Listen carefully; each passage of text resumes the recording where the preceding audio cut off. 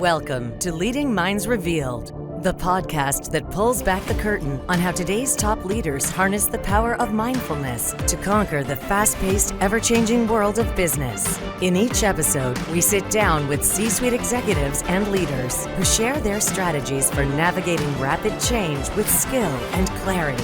Join us as we uncover the transformative mindsets that drive extraordinary leadership. These insights aren't found in business books, and they'll revolutionize the way you lead.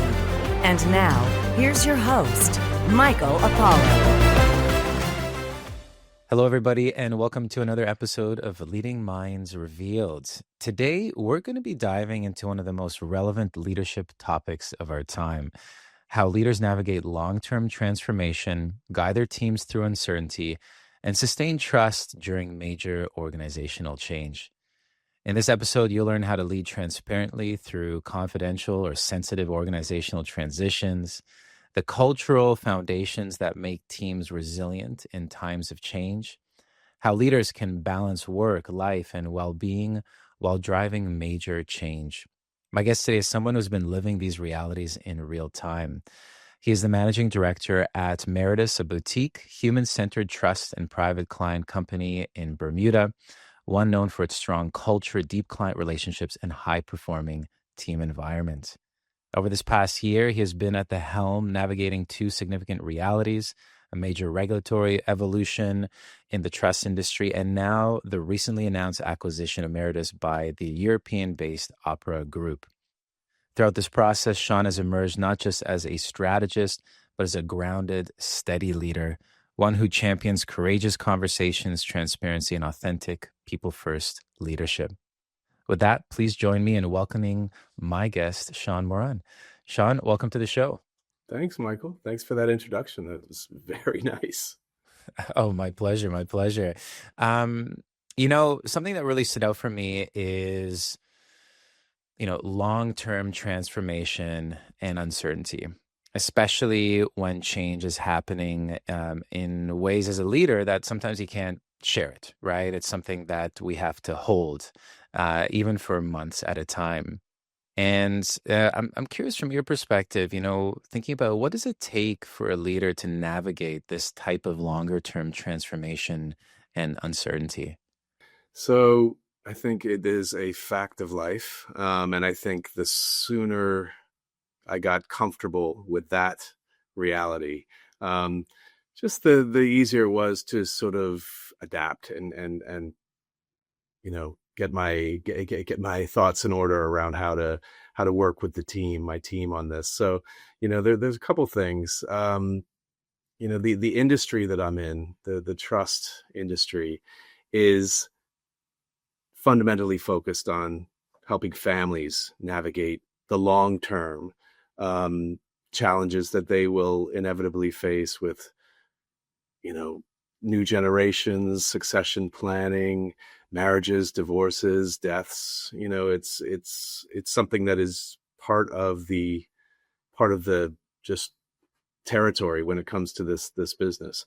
So I think, we're pretty well equipped in general here to, I think, absorb that type of reality and that sort of situation, which has helped with the uncertainty and the kind of the long-term vision and the transformation that we're going through now with our acquisition by Opera. So, to answer your question, we are thinking long-term about it. There is, at this point, at this early stage of the journey, there is a lot of uncertainty. There are things we don't know. There are things that we all are comfortable not knowing at this time, but we're confident that, over time, we are going to be working together with our colleagues in other jurisdictions and with our team here locally and with our families that we service to figure all of these things out. It's sort of being comfortable in that zone of, it's going to be okay. It is going to be okay. We've got good people around the table. We're comfortable with our values and our vision and our, the overall nuts and bolts of the strategy will come together with that basic kind of foundation underneath it. So I think I'm comfortable because we have that foundation already built. You did mention the point about not really being able to kind of disclose everything at the beginning or even throughout. This has been a long process. We have gone through the better part of a year of talking to this group, going through very detailed due diligence, both on ourselves and on our client book.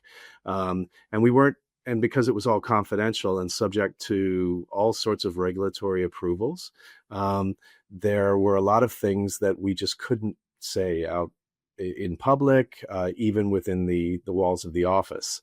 And that's a little tough for somebody like me that loves to communicate, talk, and share, and keep people happy and make sure everybody's feeling like they are in the know. But when it came time to actually deliver the news to the team, that we were able to finally tell everybody that, subject to regulatory approval, this is what's happening. This deal is going through. We also made sure we kind of explained as part of that communication why we were not able to be fully open and transparent about it all the way through the process. There was, simple fact is that there was nothing guaranteed to happen until the sale and purchase agreement was signed. And the day after it was signed was the day that we told our team. So with all of that kind of context, I think the message landed a lot better than just, oh, this is what's happening. So, the communication, the honest sort of disclosure to the team was a really key thing there that helped us get through at least the initial excitement of the announcement. Yeah. And what I'm hearing there is just really having the foundational nuts and bolts in place, right? Good people. There's a real solid understanding of the vision, the direction of the organization, strong values, and something that struck me as well is when we were chatting over the past number of months, is how focused you are on the families that you serve and how important it is to have the conversations that need to be had, to be transparent, to be open. And sometimes they could be difficult conversations, both with the teams, within the organization, with the clients we serve. What's from your experience moving through regulatory change, this current acquisition transformation, what have been the essential mindsets and practices that you've relied on as a leader to sustain you from a resilient standpoint, from an ability to have open and sort of these transparent communications with your team members and clients? What has really sustained you? One of the things you shared is this sense of believing that things are going to be okay, right? And what are some of the other elements that sort of you don't see that are happening behind the scenes in your life that support you? Yeah, so optimism is definitely one of them for me. I'm always the glass half full type of guy, and I think that has helped me throughout my whole life with periods of change or challenge. I think the other thing that is so key from the business perspective of things is empathy, because what we're really trying to do with things like working both with the team here, as well as explaining the impacts of things to our families who don't see things from the same perspective we do. And I'm talking about things like the increased regulatory scrutiny that trustees and corporate service providers, particularly in the offshore world like Bermuda, are under. And then as another situation is this acquisition of the company, right? Which change always leads to anxiety, some level of anxiety. So just being empathetic about the feelings that your team and your clients are going to have around these things, really putting yourself in their shoes, thinking about, if I heard this, if I got a call from my trustee and they told me this, how would I feel? What are the immediate alarm bells that might go off? What are some of the positives perhaps that might come out of this?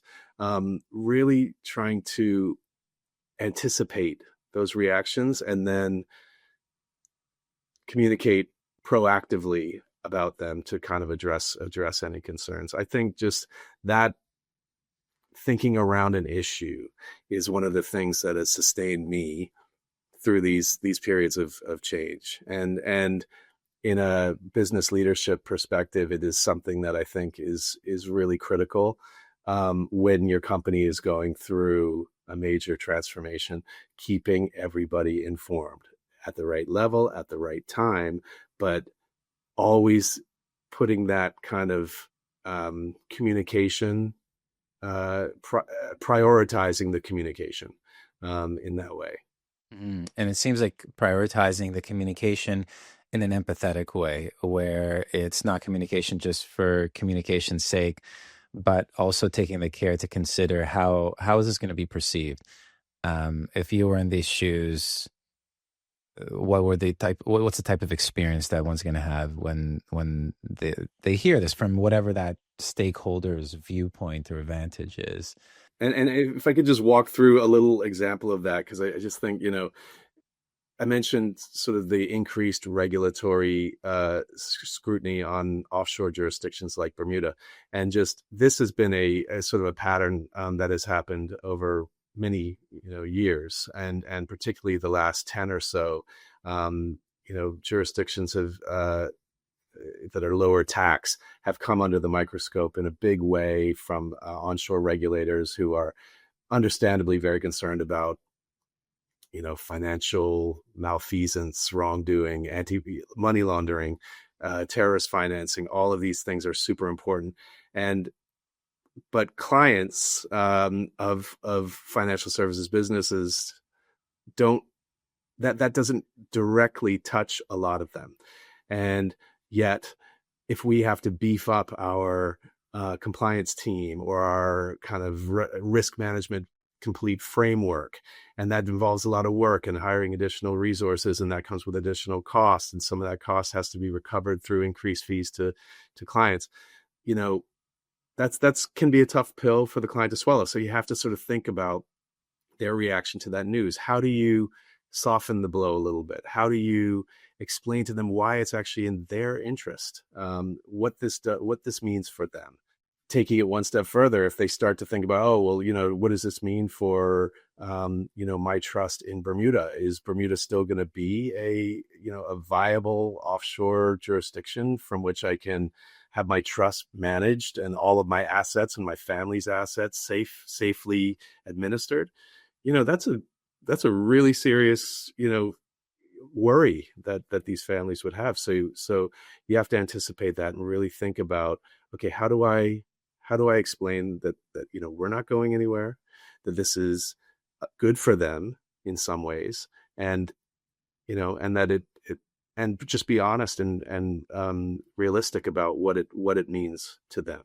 So just taking you through kind of a very specific example of how we've had to kind of tailor the message for families that it impacts.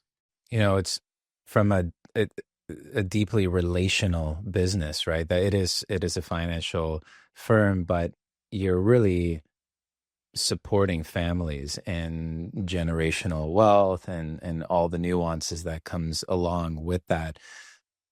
I think it's such a great reminder that leaders, no matter what industry, organization, or that you're in, that we can take this type of reflective stance, and this is what it can look like. And I think having a very pragmatic view around that is just really helpful, even in communicating with our colleagues, right? Writing an email, bringing forward a change or a transformation, how important it is to view from that lens of how is this going to land? How is this going to be perceived?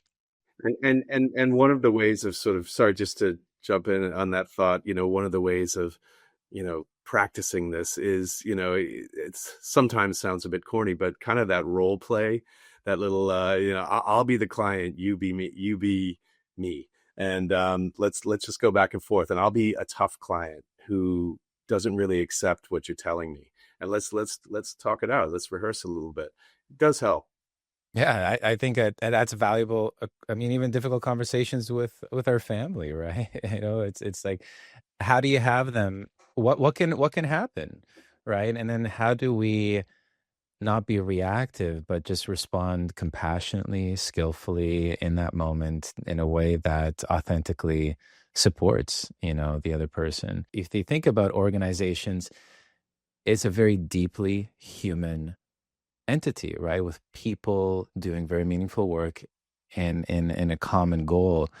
And when we think about it, I think it's really important to be calculated and strategic around what can we automate, what can't we automate, and also what is the downstream impact. And I think what's really unique within your space, it's a really long-term view. This is a generational perspective and multi-generational perspective. And so there's a lot that can be gleaned. Okay, what does it take to maintain that type of focus over the long run? And so I'd love to bring it now to, off of that and think about that, this foundation you said. We're such a strong foundation on Meritus, the culture, that has enabled the team to really weather change so effectively. And so maybe can you just break it down? Like, what are some of the building blocks of that foundation that you feel is important now in light of so much change, I guess, that you've done, that you've went through, that you're going through, and that a lot of organizations are going to go through? Well, if you've ever looked at Meritus's website and you've looked at the team, you will notice that it is primarily female. I'm one of 5 guys in the whole firm. Now that's going to change, of course, when we're part of a larger group. But we've been a 28-person group with 23 of those individuals female, including the founding partners. 3 out of the 5 of them are female. Our current CEO, Michelle, she and Barb, the 2 current leaders of the company, have both been in the business for many, many years, developed, left their sort of bank and law firm based jobs about 15 years ago and started Meritus, and Meritus just celebrated its 15-year anniversary. The team, Meritus is sort of known in Bermuda as being, the team of high-powered women. And I say that just because when I joined, I got a lot of comments. Oh, you're going to go and work with all the ladies. That's going to be great for you, and it has been.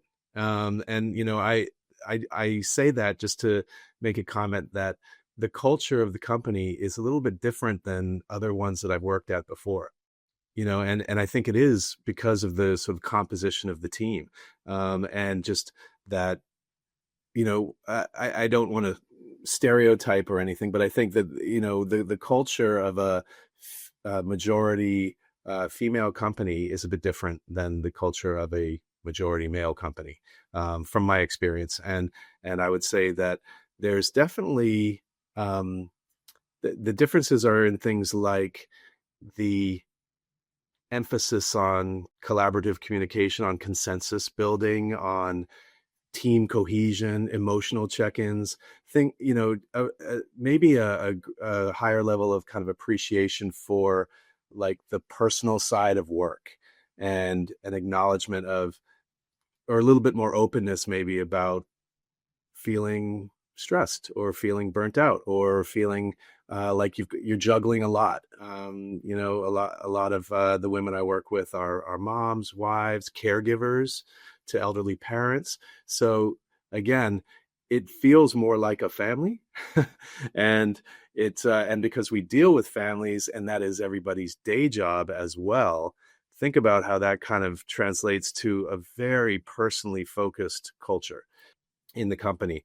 That has helped our company to be very kind of open, communicative, and just joined up when it comes to things like major transitions, different new strategic directions. There's a lot of discussion around these sorts of things around the table. Sometimes they're foregone conclusions, but we still want to hear from everybody in terms of how they feel about this. What are some of the worries, concerns? How do we kind of address those, nip them in the bud if we can? Those sorts of things. So I think just that cultural element here has been something that I think is really different and has really, I've responded well to it. And I think, as am I recommending that companies kind of change things to kind of match what our model is? No, but I think it is just, it's interesting to know that there are some changes that you'd notice pretty quickly upon stepping into the doors of Meritus that you might not have seen in other companies that you've been to.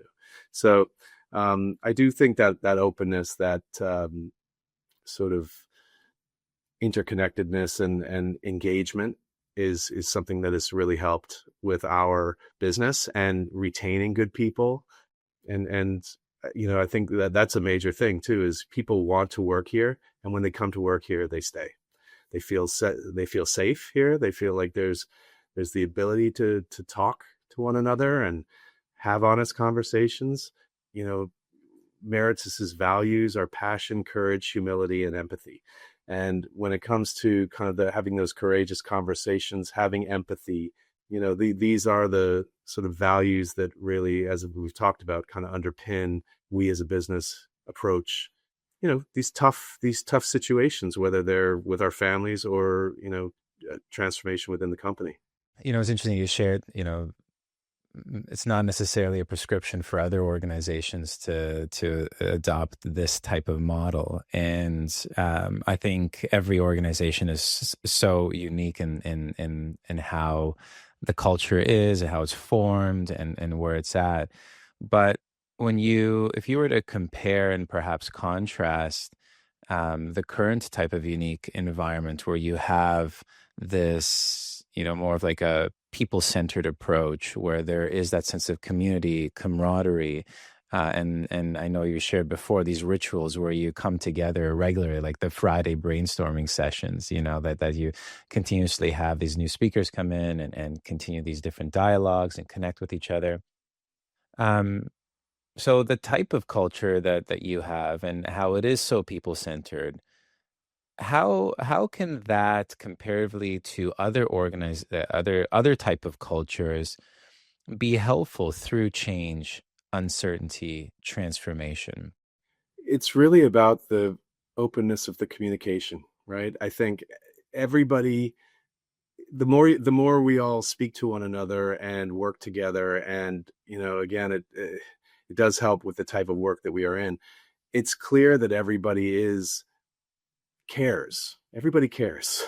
Everybody cares about the families that we're working with. Everybody cares about the company, Meritus, being successful. Everybody cares about doing well at their job. And if you have concerns around those sorts of things, it feels very safe to ask or talk about them to a peer or a superior. And when you have concerns about change, this is so key. If you're sitting on these worries and they just kind of you don't feel like there's any way there's anywhere you can go to get your questions answered, that can fester a bit, and we don't like festering anything here. So everybody is very encouraged to kind of speak up, speak out. Like you mentioned, we do have these Friday, every week on Friday at 4:00, we do a 1-hour brainstorming session where everybody gets around the table, pours a glass of wine. We sometimes have a guest speaker that is going to speak to us about a specific matter or subject pertinent to the trust industry, or we get together to share ideas about, for example, this coming Friday, because we're getting into the holiday season, we usually support a few local charities. So we want to talk with the group about which of the charities that we've supported before would we like to approach again, or are there others? Are there new ones? Are there areas where we as a group feel connected and interested in perhaps making a donation to for the holidays? So, and sometimes we just play Pictionary on the whiteboard. So it's fun. It's meant to. It's not always sort of a work topic. It can be something that is just getting the team together for some lighthearted banter, a game. A couple weeks ago, we played pickleball. We actually went off site and everybody learned how to play pickleball. So yeah, it's good. And that just connectedness brings everybody to a place where, again, you just feel safe and comfortable with the people you're with in order to raise questions and have sometimes the more difficult or courageous conversations. Yeah. McKinsey and Company, they did they did an interesting study in 2020, in March 2020. I remember this because it was just prior to the onset of the pandemic, and it was on crisis, change, transformation, what leaders need most. And they said it's not spreadsheets or a step-by-step how-to get through it. It's really these behaviors and mindsets where you can foster a sense of communication, clear openness, trust, empathy, optimism, bounded optimism, resilience as well, and resilience in decision making, the ability to sort of pause and assess and then act rather than react.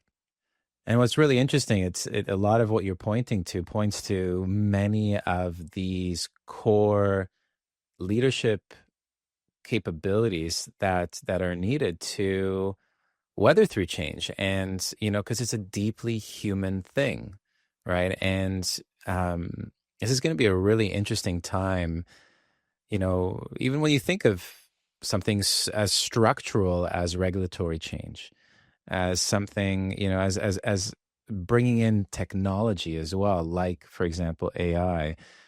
It's still a deeply human experience, and we need to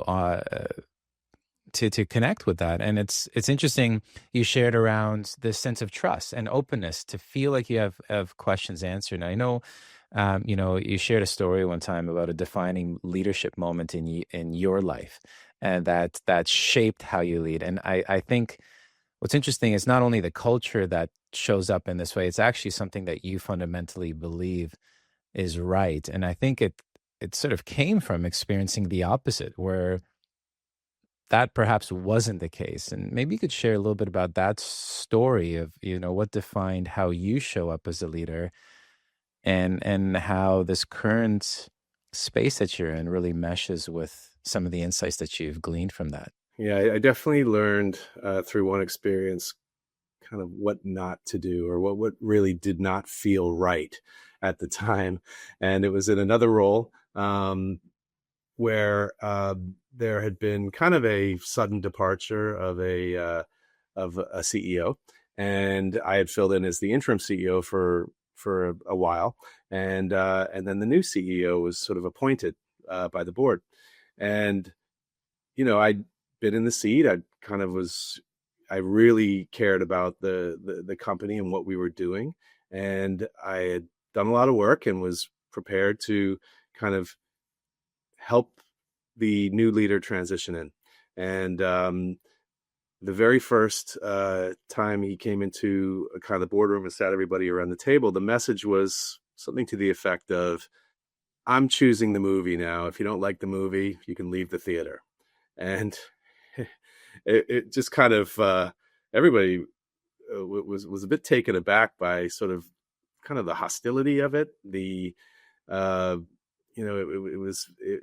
was the opposite of kind of what I've been talking about, which is this kind of open, collaborative communication style. It was very much it's my way or the highway sort of thing, and that did not end well for that company. One by one, people just started kind of dropping out, and the a lot of the good work that had been done kind of just disappeared. It was really quite sad, actually, and it was a company that worked with a lot of other groups and kind of supported a lot of other groups across the island, and it was something that they noticed as well. It impacted them negatively, that they didn't have the same level of support. So it was, there was a knock-on effect. I'm happy to say that since that time, that company is still around, and there's a new leadership team that I think is very pro communication and really working hard to kind of bring people in rather than flex their muscles and kind of make sure that it's their way or nothing. So I would say that I learned very, very clearly from that particular instance what I just felt was not what I was ever going to do. And then I came here where the kind of the culture, as I've talked about, is so open, welcoming, and constructive that it was a great fit from day one, and something I felt extremely comfortable to continue to carry on. Very interesting. Something that really stands out there is, I mean, there was an interesting study done by Daniel Goleman, who is really one of the, I guess, grandfathers of emotional intelligence, and really introduced that concept and the research behind it. And he did a study of various different leadership styles.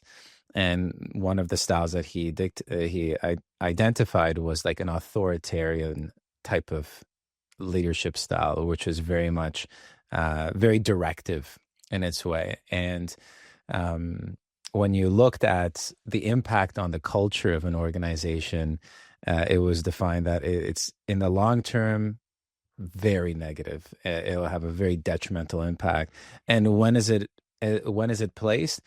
For a very brief time, if there's a very clear thing that needs to be done in the face of deep threat, to just move through that time. But if anything after that, it could just create a massive ripple effect across the organization. And I think right now what's really interesting is that I think we're learning that the cost of losing people is incredibly high and within an organization, because there's so much knowledge that's gained. And I think right now things have been changing so rapidly. There's been so much growth that wisdom that people bring in their roles, when you can harness that collectively, that is a huge capability for organizations. And I think now is going to be more than ever more important too. And so creating that culture that retains the talent and that can leverage it through these types of ways of communicating and connecting to get through it together, I think is really important for us to consider. And it's something that, it's really showing up, in the stories that you've been sharing. And something that stood out for me as well is, as we've chatted in the past, you've spoken about this concept of having courageous conversations, right? And I think approaching a conversation with empathy or with transparency and openness, for many it can feel soft, especially for those who may have a bit more of a directive type of inclination to how they show up as leaders. What does a courageous conversation look like, and how could we understand that, and how that can be helpful to actually to be a very skillful leader? Yeah, I mean that's quite a hard question to answer, because courage is pretty subjective, but and the situations are all going to be different, right? But I think for sure, like when I think about just some of what I would consider the courageous conversations I have are usually, around resolving some sort of conflict and trying to help the participants in that conflict find their common ground, I guess. And there are just some objective facts a lot of the time that are inescapable. Like, people have different personalities, and sometimes those personalities just don't gel. But there's a bigger picture, and the courageous conversations I have always tried to accept those difficult realities, but try to frame it in the bigger picture, and why it's important to others besides that person I'm talking to, and just where some other people might be coming from. That's that empathy, right? Because you're really trying to broaden somebody's lens a bit to get them to appreciate somebody else's point of view, or the impact that the situation might be having on someone else. And that's, again, that's also true of some of the conversations with some of our families, right? Who, again, if I'm using the kind of the regulatory,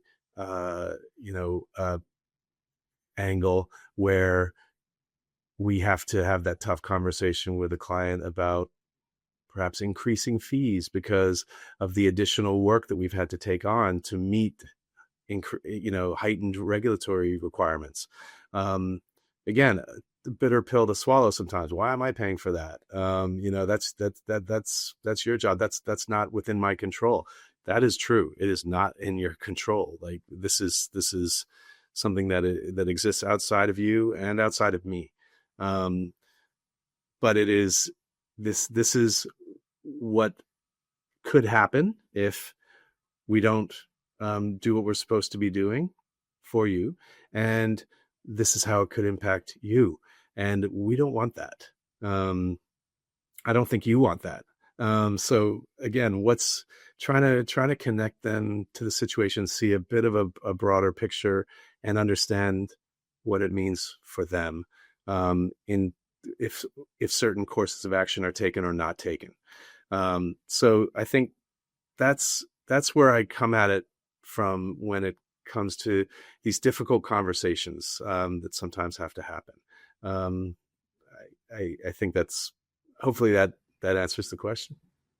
Yeah, when I reframe it from my perspective and my experience, there's a few things that stood out. One of which is acknowledging the difficult things that are part of this situation. Right? I think the knee-jerk reaction is fear of having that conversation, which then it's a bit more easier to be abrasive and not to have that conversation, right? So there's part of the courage. Fear is being gripped by the situation that we're in. Courage is being gripped by the situation within, but still taking those steps to endure and to step into the things that are uncomfortable, right? That's the way I sort of have been understanding courage and versus the other option, which is not stepping into there. And I think it actually takes tremendous strength to lean in, acknowledge the difficult, and go, okay, now what do we do, right? And the other portion of it was the stepping out of and more of like something I've been exploring quite a bit there's this concept called theory U, where so much of our decisions are gripped by an ego type of system view versus an ecosystem view. And the ecosystem view is, how do I protect myself? An ecosystem view is, what's in it for everybody, And so part of this courageous conversation is, one, I think, acknowledge what's difficult, acknowledge that we need to lean into this difficulty and having the conversation. And then the second piece of the courageous conversation is that, I think, empathetic stance, but I think it's like this, what's at stake here for everyone, and how do we have that communication in a skillful way? And framing it like that, I think is really powerful and important, because if you're, I think it looks at let's just say you are taking a very directive approach, right? You want to get something done, but in that speed and that reactivity of getting things done, what could be the impact of that? And also, what are we being driven by? Is there some fear of not leaning into that conversation? Are we driven by our own desires to have it be a certain way? Okay, check in, take a moment, see what's the most skillful approach. And I find that when a lot of people just slow down and take that moment to pause and go, okay, what's the most skillful approach here? It's incredible. I think the courageous conversations are usually that, right? And I think you framed it in a very interesting way for us to understand. And so thank you for sharing that. And so, you know, I'm interested here. How do you, you've gone through months, like it was like, you transitioned to the organization, you then had to weather through regulatory change, and then now weathering through acquisition. How do you personally sustain yourself during these, like, as you've had to do, like very long periods of work? There's been uncertainty, ambiguity in how you and what you can communicate. There's been change. What practices on a very simple level help you stay grounded? Yeah. Well, again, I think Meritus has been ranked in Bermuda as a mindful employer, which was a certification that's offered here to companies that actually do a little bit more to help their employees sort of with their work-life balance, their general sort of mental health, and overall wellness. We actually even have a wellness objective in our corporate objectives that people get evaluated against twice a year and mid-year and year-end performance appraisals. That is focused on that objective is to hold people accountable for their own self-care.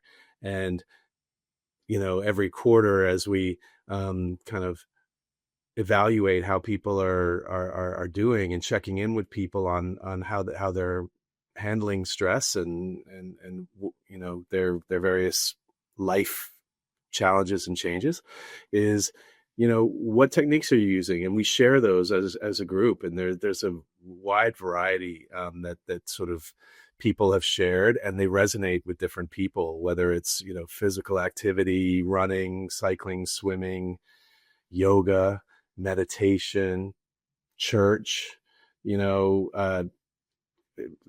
island cleanups and charity, other lots. There's so many things that people do. I personally really do like anything in or on the water. So, and then that just for some, well, I mean, it's grounds me immediately. It relaxes me. We're getting into the time of year here now where even in Bermuda, it's a little cold to go swimming in the ocean. So I'm going to have to find another solution for that. But I think some sort of physical activity, preferably involving water, is my favorite thing. We also do yoga at lunchtime on Mondays here in the office. Somebody just puts on a YouTube video. There's an instructor that leads you through a half hour sort of low impact stretching sort of yoga routine, and that's very fun. Feels good in the middle of a day to kind of stretch your body and break a little sweat. Nothing too crazy. And of course, for me and for really everybody, I think here, it's just having that right balance of work and life. Making sure that you're not putting in too many hours in the office.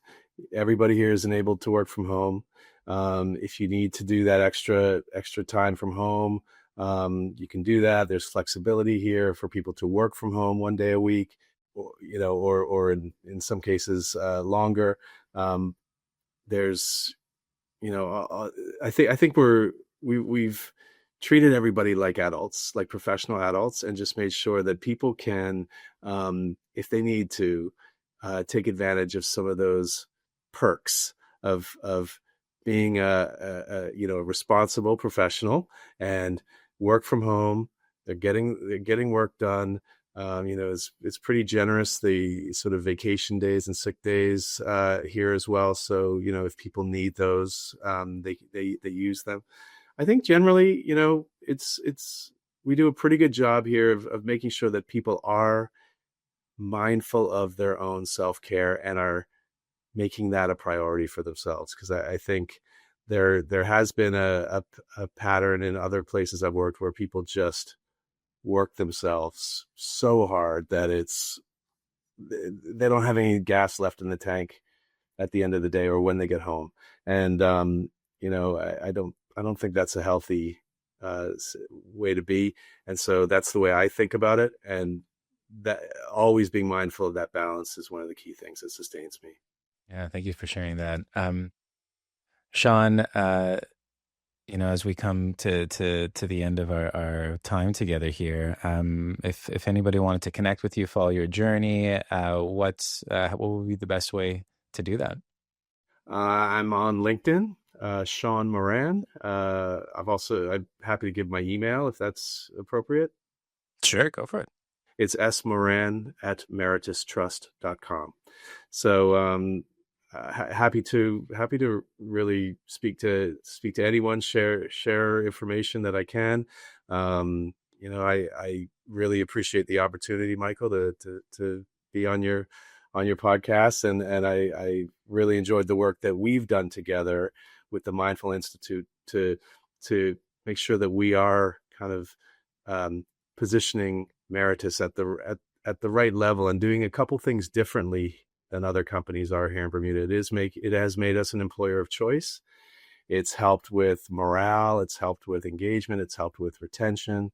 These things are important today, and maybe more important today than ever before with, the increase of technology and people really understanding that, jobs aren't guaranteed and perhaps no job is permanent, and you'd like to be at a place where it's a good fit for you and where, you can be with people that you feel safe around.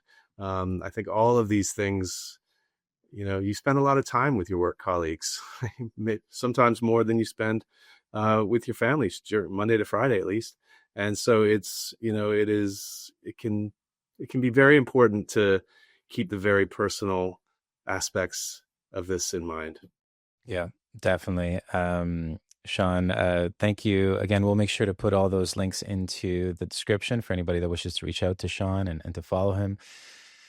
And I want to just thank you on sharing a very human conversation around just the realities that I think are often hidden from, what leaders endure through and the experience that they have, but also how to create a culture and foster a team culture where people do feel connected. There's trust, there's a sense of openness and built on solid, courageous communications, exploring the human side of organizations and how human they are. And I think now, as we consider a time of even more rapid change and uncertainty than ever before, and this is something that is echoed by thousands of leaders that I've been working with over just the past few years, that doubling down on the human side is going to pay dividends, and I think is such an important element to focus on. So thank you so much for joining us. Thank you. I really like that phrase, doubling down on the human side. I like that. And my pleasure. And to our listeners, thank you so much for tuning in to another episode of Leading Minds Revealed. Leading Minds Revealed podcast requires more than a conversation. It takes action, research, and collective wisdom. If today's episode resonated with you, we'd love to hear your insights. Join the conversation and help us shape the future together. We'll be back with more stories, strategies, and real-world solutions that are making a difference for everyone. In the meantime, be sure to subscribe, rate, write a review, and share it with someone you think would benefit from it too. Thanks for listening, and see you on the next episode.